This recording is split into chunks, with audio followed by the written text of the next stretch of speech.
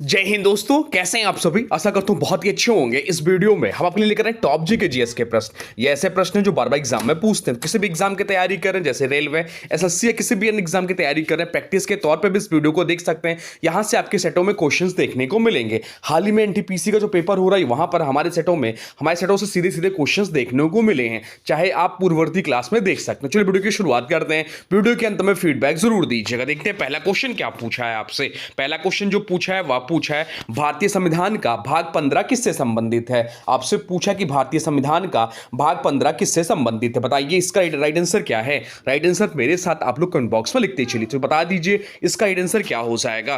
तो right answer जो हो जाएगा वो हो जाएगा ऑप्शन सी, निर्वाचन। ऑप्शन सी इस प्रश्न का राइट आंसर हो जाएगा, निर्वाचन से संबंधित है। इसमें अनुच्छेद 324 से 329 तक, कब कितने से कितने तक, तो 324 से 329 तक चुनाव प्रक्रिया का वर्णन है। भाग 18 आपातकालीन प्रावधानों से संबंधित है, और भाग 17 जो दिया है वह राजभाषा से संबंधित, राजभाषा जो है भाग 17 से संबंधित है। आपातकालीन प्रावधान जो दिया है वह जो है भाग 18 से संबंधित है। और निर्वाचन आयोग की बात हो रही तो इसकी स्थापना कब हुई थी, यह भी ध्यान रखिए। तो निर्वाचन आयोग की जो स्थापना हुई थी वो 25 जनवरी 1950 को हुई थी, इसलिए 25 जनवरी को निर्वाचन दिवस के रूप में, मतदाता दिवस के रूप में मनाते हैं। अब चलते हैं अगले प्रश्न की ओर, देखते हैं अगला प्रश्न क्या पूछा है आपसे। अगला प्रश्न जो पूछा है वह पूछा है संविधान के किस अनुच्छेद में संसद की संयुक्त बैठक का प्रावधान है। आपसे पूछा है कि संविधान के किस अनुच्छेद में संसद की संयुक्त बैठक का प्रावधान है। बताइए इसका राइट आंसर क्या हो जाएगा। राइट आंसर कमेंट बॉक्स में लिख दीजिए। तो राइट आंसर जो हो जाएगा वो हो जाएगा ऑप्शन बी, अनुच्छेद 108 इस प्रश्न का राइट आंसर हो जाएगा। संयुक्त बैठक राष्ट्रपति द्वारा तब बुलाई जाती है जब किसी साधारण विधेयक पर दोनों सदनों में गतिरोध हो। संयुक्त बैठक की अध्यक्षता कौन करता है, यह भी एग्जाम में क्वेश्चन बनता है। संयुक्त बैठक की अध्यक्षता जो करते हैं लोकसभा अध्यक्ष करता है। धन विधेयक और संविधान संशोधन विधेयक के लिए संयुक्त बैठक नहीं बुलाई जा सकती। अब तक भारत में केवल 3 बार ही संयुक्त बैठक का आयोजन हुआ है, यह भी ध्यान रखिए, एग्जाम में क्वेश्चन पूछ सकता है। अब चलते हैं अगले प्रश्न क्यों, देखते हैं अगला प्रश्न क्या पूछा है आपसे। अगला प्रश्न जो पूछा है वह पूछा निम्नलिखित में से कौन सा भारत का सर्वोच्च नागरिक पुरस्कार है। आपसे पूछा है कि निम्नलिखित में से कौन सा भारत का सर्वोच्च नागरिक पुरस्कार है। बताइए इसका राइट आंसर क्या हो जाएगा। राइट आंसर कमेंट बॉक्स में लिख दीजिए। तो राइट आंसर जो हो जाएगा वो हो जाएगा ऑप्शन सी, भारत रत्न इस प्रश्न का राइट आंसर हो जाएगा। इन चारों पुरस्कारों की स्थापना 1954 में की गई थी। भारत रत्न पाने वाले पहले 3 व्यक्ति कौन थे, तो भारत रत्न पाने वाले पहले 3 व्यक्ति जो थे डॉक्टर राधाकृष्णन, सीवी रमन और सी राजगोपालाचारी जी थे। भारत रत्न का आकार पीपल के पत्ते जैसा होता है और इसे राष्ट्रपति द्वारा दिया जाता है। खान अब्दुल गफ्फार खान को 1987 और पहले विदेशी थे जिन्हें भारत रत्न मिला था। खान अब्दुल गफ्फार खान पहले विदेशी जिन्हें भारत रत्न मिला था, कब मिला था, 1987 में। लाल बहादुर शास्त्री को 1966 मरणोपरांत भारत रत्न पाने वाले प्रथम व्यक्ति थे, यह भी ध्यान रखिएगा। अब चलते हैं अगले प्रश्न की ओर, देखते हैं अगला प्रश्न क्या पूछा है आपसे। अगला प्रश्न जो पूछा है वह पूछा है राष्ट्रपति की क्षमादान शक्ति का उल्लेख किस अनुच्छेद में है। आपसे पूछा कि राष्ट्रपति की क्षमादान शक्ति का उल्लेख किस अनुच्छेद में है। बताइए राइट आंसर क्या हो जाएगा। राइट आंसर कमेंट बॉक्स में लिख दीजिए। तो राइट आंसर जो हो जाएगा वो हो जाएगा ऑप्शन बी, अनुच्छेद 72 इस प्रश्न का राइट आंसर हो जाएगा। राष्ट्रपति मृत्युदंड को पूरी तरह माफ कर सकता है और सजा को कम भी कर सकता है। राज्यपाल की क्षमादान शक्ति अनुच्छेद 161 में दी गई, लेकिन वह मृत्युदंड माफ नहीं कर सकता। अनुच्छेद 61 राष्ट्रपति पर महाभियोग चलाने से संबंधित है, जो कि ऑप्शन में दिया। अनुच्छेद 123 राष्ट्रपति को अध्यादेश जारी करने की शक्ति देता है। अब चलते हैं अगले प्रश्न की ओर, देखते हैं अगला प्रश्न क्या पूछा है आपसे। अगला प्रश्न जो पूछा है वह पूछा किस अनुच्छेद के तहत राष्ट्रीय अनुसूचित जाति आयोग की स्थापना का प्रावधान है। आपसे पूछा है किस अनुच्छेद के तहत राष्ट्रीय अनुसूचित जाति एससी का मतलब शेड्यूल कास्ट आयोग की स्थापना का प्रावधान है। बताइए राइट आंसर क्या हो जाएगा। तो राइट आंसर जो हो जाएगा वो हो जाएगा ऑप्शन ए, अनुच्छेद 338 इस प्रश्न का राइट आंसर हो जाएगा। अनुच्छेद 338 ए अनुसूचित जनजाति आयोग से संबंधित है। अनुच्छेद 338 बी भी ध्यान रखिए, अनुच्छेद 338 बी पिछड़ा वर्ग आयोग से संबंधित यानी कि ओबीसी से। 90वें संविधान संशोधन 2003 द्वारा एससी और एसटी आयोग का अलग किया गया था। इन आयोगों के अध्यक्ष और सदस्यों की नियुक्ति भारत के राष्ट्रपति द्वारा की जाती है। अनुच्छेद 280 में वित्त आयोग का वर्णन किया गया है, जो कि विकल्प में दिया गया था इंपॉर्टेंट एग्जाम के दृष्टि से। अब चलते हैं अगले प्रश्न क्यों, देखते हैं अगला प्रश्न क्या पूछा है आपसे। अगला प्रश्न जो पूछा है वह पूछा है भारतीय संविधान के अनुसार राज्यपाल बनने के लिए न्यूनतम आयु कितनी होनी चाहिए। इंपॉर्टेंट प्रश्न है, इंपॉर्टेंट फैक्ट्स यहां से एग्जाम में क्वेश्चन बन रहे हैं। आपसे पूछा है कि भारतीय संविधान के अनुसार राज्यपाल बनने के लिए न्यूनतम आयु कितनी होनी चाहिए। बताइए इसका राइट आंसर क्या हो जाएगा। राइट आंसर हो जाएगा ऑप्शन डी, 35 वर्ष। ऑप्शन डी इस प्रश्न का राइट आंसर हो जाएगा।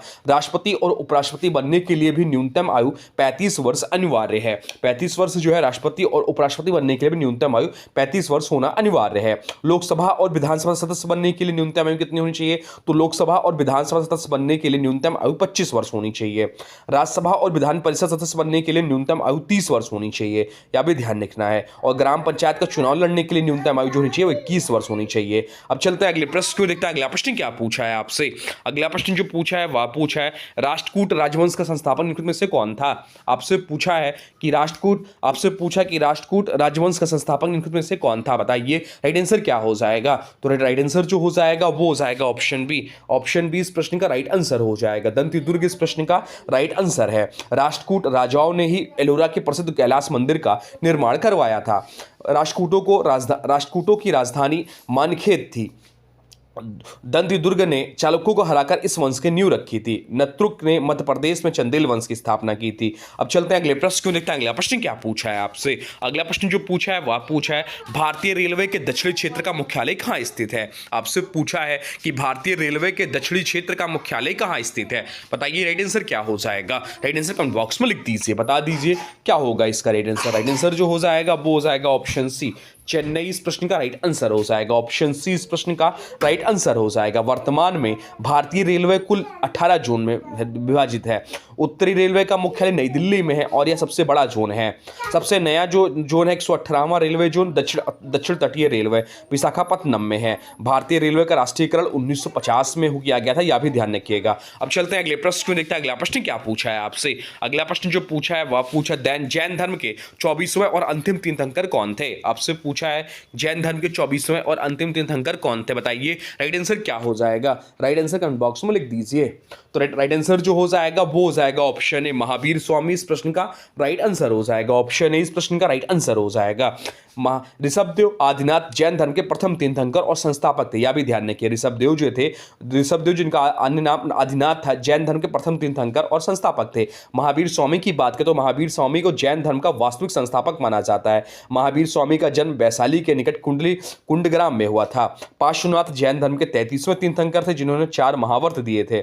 महावीर स्वामी ने 5वां महावर्त ब्रह्मचर्य जोड़ा। अब चलते हैं अगले प्रश्न को देखते हैं। अगला प्रश्न क्या पूछा है आपसे? अगला प्रश्न जो पूछा है वह पूछा है निम्नलिखित में से कौन सा कोशिकांग केवल पादप कोशिकाओं में पाया जाता है? आपसे पूछा है कि निम्नलिखित में से कौन सा कोशिकांग केवल पादप कोशिकाओं में पाया जाता है? बताइए राइट आंसर क्या हो जाएगा? राइट आंसर हो जाएगा ऑप्शन बी, लवक। लवक इस प्रश्न का राइट आंसर हो जाएगा। प्लास्टिड इस प्रश्न का राइट आंसर हो जाएगा। लवक जैसे हरित लवक के कारण ही पौधों को हरा रंग होता है और वे प्रकाश संश्लेषण करते हैं। पादप कोशिकाओं में कोशिका भित्ति पाई जाती है जो जंतु कोशिकाओं में नहीं होता है। लाइसोसोम की कोशिका की आत्मघाती थैली कहा जाता है। लाइसोसोम को कोशिका की आत्मघाती थैली कहा जाता है। माइटोकॉन्ड्रिया को कोशिका का पावर हाउस कहा जाता है। अब चलते हैं अगले प्रश्न की ओर, देखते हैं अगला प्रश्न क्या पूछा है आपसे। अगला प्रश्न जो पूछा है वह पूछा है सर्वेंट्स ऑफ इंडिया सोसाइटी की स्थापना किसने की थी? आपसे पूछा है कि सर्वेंट्स ऑफ इंडिया सोसाइटी की स्थापना किसने की थी? बताइए राइट आंसर क्या हो जाएगा? राइट आंसर कमेंट बॉक्स में लिख दीजिए। तो इसका जो राइट आंसर हो जाएगा वो हो जाएगा ऑप्शन सी, गोपाल कृष्ण गोखले इस प्रश्न का राइट आंसर हो जाएगा। गोपाल कृष्ण गोखले महात्मा गांधी के राजनीतिक गुरु थे। गोखले ने 1905 के बनारस अधिवेशन में कांग्रेस की अध्यक्षता की थी। स्वराज पार्टी की स्थापना की बात है, स्वराज पार्टी की स्थापना 1923 में चित्तरंजन दास और मोतीलाल नेहरू ने की। अब चलते हैं अगले प्रश्न को देखते हैं। अगला प्रश्न क्या पूछा है आपसे? अगला प्रश्न जो पूछा है वह पूछा है तराइन का प्रथम युद्ध किसके बीच लड़ा गया था? आपसे पूछा है कि तराइन का प्रथम युद्ध किसके बीच लड़ा गया था? बताइए राइट आंसर क्या हो जाएगा? राइट आंसर हो जाएगा ऑप्शन बी, पृथ्वीराज चौहान और मोहम्मद गौरी के बीच में। इस युद्ध में पृथ्वीराज चौहान ने मोहम्मद गौरी को बुरी तरह पराजित किया था। तराइन का दूसरा युद्ध 1192 में हुआ जिसमें मोहम्मद गौरी ने पृथ्वीराज चौहान को हराया। पानीपत का प्रथम युद्ध कब हुआ था? तो पानीपत का प्रथम युद्ध जो हुआ था 1526 में बाबर और इब्राहिम लोदी के बीच हुआ था। तराइन वर्तमान में हरियाणा के करनाल जिले में स्थित है। अब चलते हैं अगले प्रश्न को देखते हैं। अगला प्रश्न क्या पूछा है आपसे? अगला प्रश्न जो पूछा है वह पूछा उकाई बहुउद्देशीय नदी घाटी परियोजना भारत किस राज्य में स्थित है? आपसे पूछा कि उकाई बहुउद्देशीय नदी घाटी परियोजना भारत भारत के किस राज्य में स्थित है? बताइए राइट आंसर क्या हो जाएगा? राइट आंसर हो जाएगा ऑप्शन सी, गुजरात इस प्रश्न का राइट आंसर हो जाएगा। यह परियोजना गुजरात के सूरत जिले में ताप्ती नदी पर बनाई गई है। उकाई बांध गुजरात का दूसरा सबसे बड़ा बांध है सरदार सरोवर के बाद। गुजरात की तटरेखा भारत में सबसे लंबी 1214.7 किलोमीटर है। गोवा की तटरेखा सबसे छोटी है, अभी ध्यान रखिए 101 किलोमीटर ही है। चलते हैं अगले प्रश्न की ओर, देखते हैं अगला प्रश्न क्या पूछा है आपसे। अगला प्रश्न जो पूछा है वह पूछा है फ्रांस की राजधानी पेरिस किस नदी किनारे स्थित है? आपसे पूछा है कि फ्रांस की राजधानी पेरिस किस नदी किनारे स्थित है? बताइए राइट आंसर क्या हो जाएगा? राइट आंसर कमेंट बॉक्स में लिख दीजिए। तो राइट आंसर जो हो जाएगा वो हो जाएगा ऑप्शन सी, सीन नदी किनारे। ऑप्शन सी इस प्रश्न का राइट आंसर हो जाएगा। पेरिस को विश्व का जन्नत और फैशन की नगरी भी कहा जाता है। फ्रांस की मुद्रा जो है यूरो है। प्रसिद्ध एफिल टावर पेरिस में स्थित है। फ्रांस की क्रांति 1789 में हुई थी, यह भी ध्यान रखिए, एग्जाम में क्वेश्चन बनता है। अब चलते हैं अगले प्रश्न को, देखते हैं अगला प्रश्न क्या पूछा है आपसे। अगला प्रश्न जो पूछा है वह पूछा है मौर्य सम्राट चंद्रगुप्त मौर्य का उत्तराधिकारी निम्नलिखित में से कौन था? आपसे पूछा कि मौर्य सम्राट चंद्रगुप्त मौर्य का उत्तराधिकारी निम्नलिखित में से कौन था? बताइए राइट आंसर क्या हो जाएगा? राइट आंसर कमेंट बॉक्स में लिख दीजिए। राइट आंसर जो हो जाएगा वो हो जाएगा ऑप्शन है बिंदुसार, इस प्रश्न का राइट आंसर हो जाएगा। बिंदुसार की माता का नाम दुर्धरा था। बिंदुसार के शासनकाल में अशोक उज्जैन यानी कि अवंती का राज्यपाल था। बिंदुसार को यूनानी लेखकों द्वारा अमित्रोकेटर्स कहा गया है। मौर्य वंश का अंतिम शासक बृहदत्त था, यह भी ध्यान रखिए। अब चलते हैं अगले प्रश्न क्यों, देखते हैं अगला प्रश्न क्या पूछा है आपसे। अगला प्रश्न जो पूछा है वह पूछा है विश्व प्रसिद्ध माजुली उत्सव भारत किस राज्य में मनाया जाता है? आपसे पूछा है कि विश्व प्रसिद्ध माजुली उत्सव भारत के किस राज्य में मनाया जाता है? बताइए राइट आंसर क्या हो जाएगा? तो राइट आंसर जो हो जाएगा वो हो जाएगा ऑप्शन डी, असम में। असम इस प्रश्न का राइट आंसर हो जाएगा। माजुली द्वीप ब्रह्मपुत्र नदी पर स्थित दुनिया का सबसे बड़ा नदी द्वीप है। माजुली भारत का पहला द्वीप जिला भी है। या सत्रिय नृत्य की परंपरा बहुत समृद्ध है यहाँ का। अब चलते हैं अगले प्रश्न की ओर, देखते हैं अगला प्रश्न क्या पूछा है आपसे। अगला प्रश्न जो पूछा है वह पूछा है सारनाथ में सिंह चतुर्भुज स्तंभ शीर्ष का निर्माण किसने करवाया था? आपसे पूछा कि सारनाथ में सिंह चतुर्भुज स्तंभ शीर्ष का निर्माण किसने करवाया था? बताइए राइट आंसर क्या हो जाएगा? राइट आंसर कमेंट बॉक्स में लिख दीजिए। तो राइट आंसर जो हो जाएगा वो हो जाएगा ऑप्शन बी, सम्राट अशोक ने। सम्राट अशोक इस प्रश्न का राइट आंसर हो जाएगा। यही सिंह स्तंभ भारत का राष्ट्रीय प्रतीक है। सम्राट अशोक ने कलिंग युद्ध के बाद बौद्ध धर्म अपना लिया था। सारनाथ में ही गौतम बुद्ध ने अपना प्रथम उपदेश दिया था। अब चलते हैं अगले प्रश्न को, देखते हैं अगला प्रश्न क्या पूछा है आपसे। अगला प्रश्न जो पूछा है वह पूछा है 2011 की जनगणना के अनुसार किस केंद्र प्रदेश में जनसंख्या सबसे अधिक है? आपसे पूछा कि 2011 की जनगणना के अनुसार किस केंद्र शासित प्रदेश का जनसंख्या घनत्व सबसे अधिक है? बताइए राइट आंसर क्या हो जाएगा? तो राइट आंसर जो हो जाएगा वो हो जाएगा ऑप्शन सी, दिल्ली इस प्रश्न का राइट आंसर हो जाएगा। दिल्ली का जनसंख्या घनत्व भारत में सर्वाधिक है। राज्यों में सर्वाधिक जनसंख्या घनत्व बिहार का है। बिहार का जनसंख्या घनत्व जो है 1106 है। और सबसे कम जो है वो आप लोग कमेंट बॉक्स में बताइए। तो सबसे कम जो हो जाएगा वो अरुणाचल प्रदेश का है, जहां जनसंख्या घनत्व एक साथ ही है।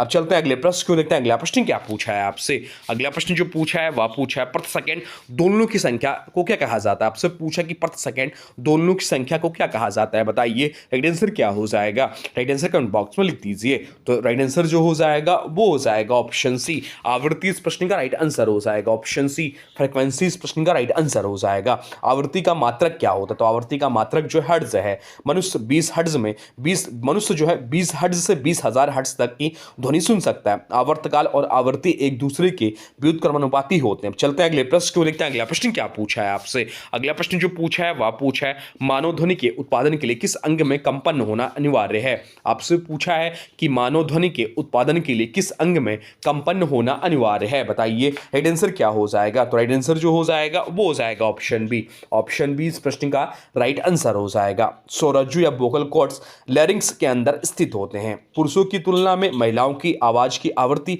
और त्वरत्व अधिक होता है, इसलिए इनकी आवाज पतली और सुरीली होती है। पुरुषों की आवाज मोटी होती है क्योंकि इनकी आवृत्ति और तारत्व कम होता है। तो ये रहे आपके टॉप 20 जीके जीएस के प्रश्न जो आपके आने वाले एग्जाम के लिए महत्वपूर्ण हो जाते हैं। अब आज के वीडियो से प्रश्न है, इसका राइट आंसर आप लोग को कमेंट बॉक्स में बताना है। आज के वीडियो से प्रश्न है संविधान के किस अनुच्छेद में संसद की संयुक्त बैठक का प्रावधान है? आपसे पूछा है कि संविधान के किस अनुच्छेद में संसद की संयुक्त बैठक का प्रावधान है। इसका जो भी राइट आंसर होगा कमेंट बॉक्स में जरूर बताइएगा। इसका जो भी राइट आंसर हो कमेंट बॉक्स में जरूर बताइएगा। और हाँ देखिए, अभी तक आपने वीडियो को लाइक नहीं किया तो प्लीज वीडियो को लाइक कर दीजिए और चैनल पे नए चैनल को सब्सक्राइब भी कर लीजिए। तो चलिए मिलते हैं एक नए वीडियो में, तब तक के लिए thanks for watching railway exam target. For more update please subscribe railway exam target channel को। जय हिंद, वंदे भारत।